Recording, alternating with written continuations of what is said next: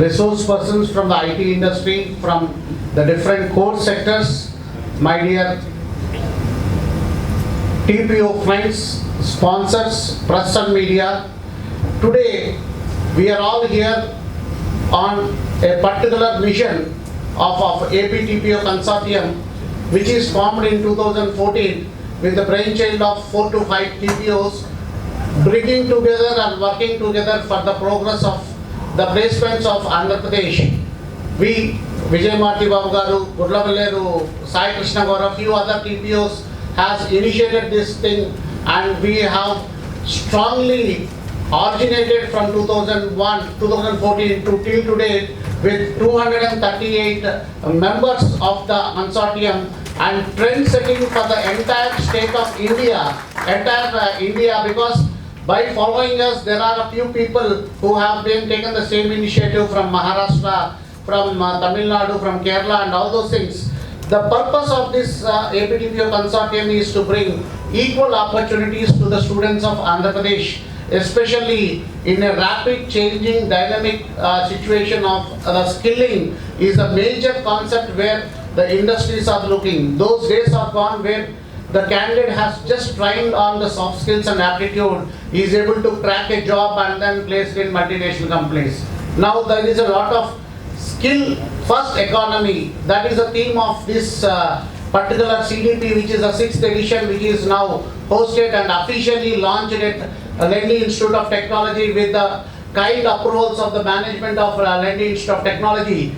The redefining the placements with the skill first economy is the theme in which we are all here to discuss on that particular theme and empower all our placement officers across India to make sure that the student is directed in a right direction and then skilled in a proper way to land in his dream job. It's not a job, it is his career what we are targeting. Especially this AP-TPO consortium has been initiating a lot of activities. We are continuously in touch with the corporate who are on the advisory board. We keep on doing a lot of activities via online and via virtual and via physical events with the help of the corporate and with the help of our beloved sponsors, where the latest changes in the technologies, the latest AI era is going to change the nature and transforming the job position of the particularly the training and placement officer. In this era, we need to upgrade ourselves to the latest technologies. In this connection, we always associated with the corporate and bring the corporate to our forum and then educate our students in the latest trends and technologies and make them employable from the day one. Now in current scenario, the companies as required the job skills which have to be deployed into the projects from the day one. We don't have much time to recruit the students, train the students and then depute into the projects. Now it is the era of deployment straight away to the companies from the day one in a billable resource. So in this connection, a lot of changes now our Honorable Chief Minister has announced the Quantum Valley in Amravati, and Vizag is the place which we choose because this is the most happening place of Andhra Pradesh where a lot of IT giants are able to start their campuses in Visakhapatnam. So this is the right time to give right exposure to our students with a proper guidance, with a proper scenario of taking the challenges of the industry and then implementing in the academia and then transforming them into ideas and then implementing in the software. These are all the ideas where we need to be nurtured. The next 3-day session, a lot of panel discussions in this particular theme has been designed and the experts all traveled all over from India to have more of knowledge sharing sessions and some fun activities to be done in this particular things where we all work together for the welfare of the students. With that team, AP-TPO consortium is moving forward from its 17th year to 18th year with a 6th edition of AP-TPO consortium capacity development program. I once again thank Dr. Venkat, who has the director placements for the Gayatri Vidya Parishad, who has initiated this capacity development program concept for our consortium, because this is the area where bringing together, working together is a success of Andhra Pradesh Placement Officer Association. and we love to follow that trend for the next future years with the change of the topics, and this will definitely enable us to the tune to the industry requirements. It is more of skill is required, and we have our SAP partners also with us for first time for our consortium, where certification is also play a very crucial role in the current job market scenario.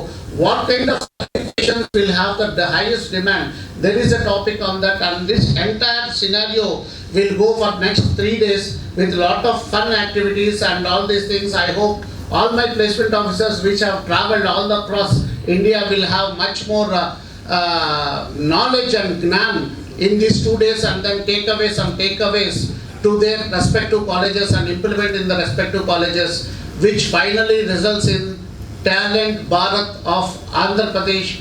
The majority of the IT giants are coming from Andhra Pradesh. We should keep that in mind and start that reputation to the next level, and make sure that all the students are not only given a job, but our responsibility is to give a career with a flying colors. Jai Hind, thank you for the opportunity. I officially announce CDP 2026 launch at Lendi Institute of Technology with all your support and with big round of applause.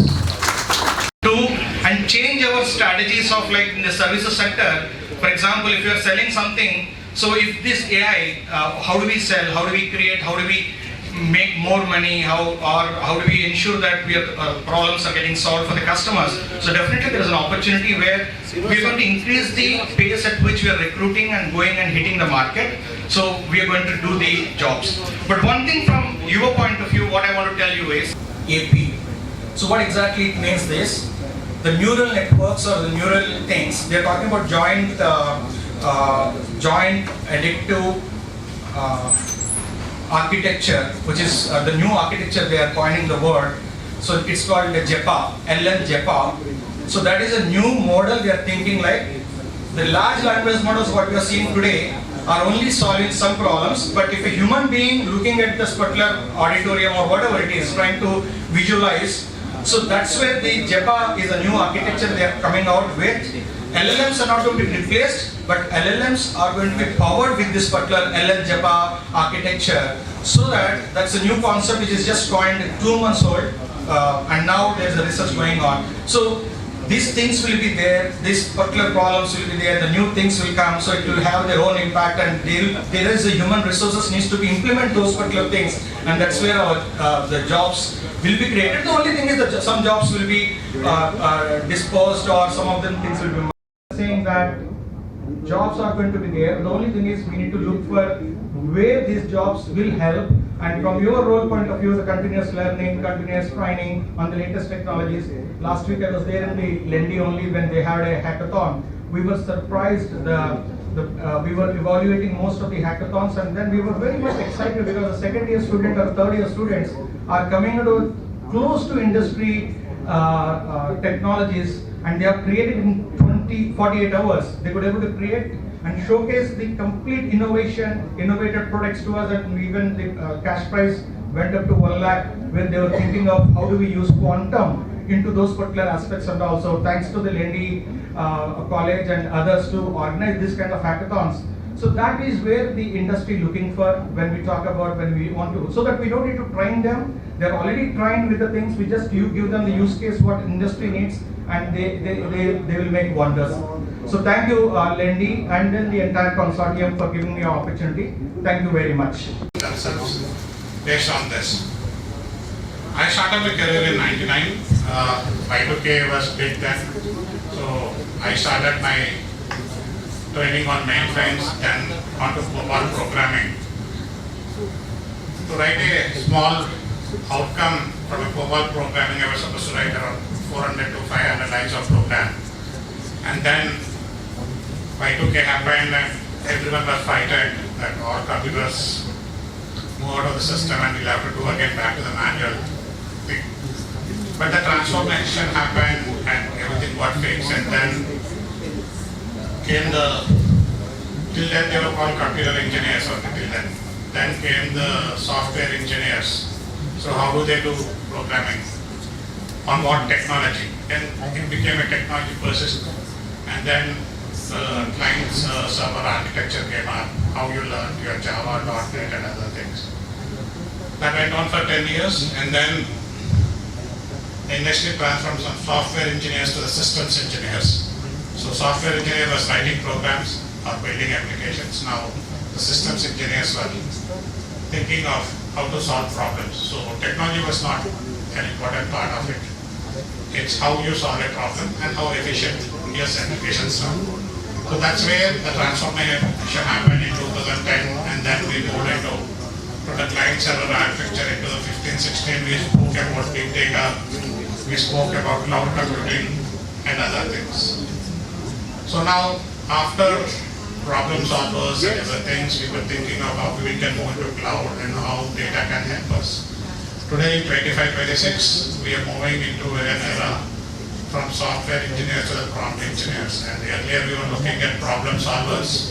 Now we are looking at people, students who could be a problem identifier rather than a solver. So they need to identify a problem before the problem occurs, come up with a solution and fix it before the problem. And no one knows whether the problem occurred or not. So that is the generation that we are in today. And how do we make sure that our students are ready to take it up is what that industry help that you wanted. We are there to support that, and how we do. We have around 5,980 odd stores across the globe. Today, my engineers can predict which part of the point of sale machine can go faulty 3 hours in advance and call the store and tell them that this part of the point of sale could go wrong. Please fix it. And then, so that the 0-second downtime of the stores are maintained. So we are predicting what could go wrong and in future and fixing it now itself. So now even this, there's a human intervention. We are calling the stores and telling. The next step that we are going to do, and we have started implemented on a pilot phase, is we don't even call. The system automatically fixes, ensures if there's any hardware problem, it raises a ticket to the hardware management company and they come fix it, and then it's done.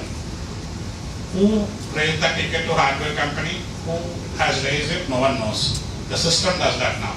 And that's how the industry is transforming. And if our students can think and predict what's happening and then come up with a solution before it occurs, that's the level of expectation the industry has. It can register companies also tomorrow. Yes.